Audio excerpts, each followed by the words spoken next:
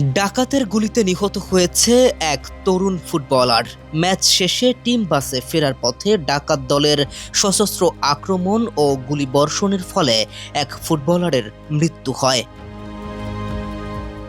ঘটনাটি ঘানার প্রিমিয়ার লিগের ক্লাব বেরেকুম চেলসির তরুণ উইঙ্গার ডমিনিক ফ্রিম্পং ক্লাবটির হয়ে একটি অ্যাওয়ে ম্যাচ খেলে ফেরার পথে এই ঘটনা ঘটে। রোববার ম্যাচ শেষে নিজ টিম বাসে করে গন্তব্যে ফেরার পথে হঠাৎই ডাকাত দলের অযাচিত আক্রমণ।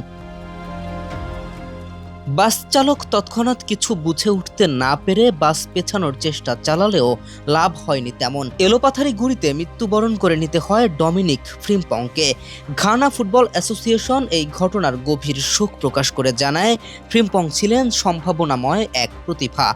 তার মৃত্যুতে দেশের ফুটবলের জন্য বড় ক্ষতি। ভবিষ্যতে এমন ঘটনা এড়াতে দলগুলো যাতায়াতে নিরাপত্তা জোরদারের আশ্বাসও দিয়েছে সংস্থাটি। তবে একটা তাজা প্রাণ যে ঝরে গেল সে ক্ষতও মুছবার নয়। অনিশ্চয়তার জীবনে ডমিনিকো কি ভেবেছিলেন তিনি আছেন জীবনের সন্ধিক্ষণে? জীবনে চলার পথে মৃত্যুই একমাত্র সুনির্ধারিত, তাই মৃত্যু খুব যে দূরে নয় তারই প্রমাণ রেখে গেলেন ডমিনিক।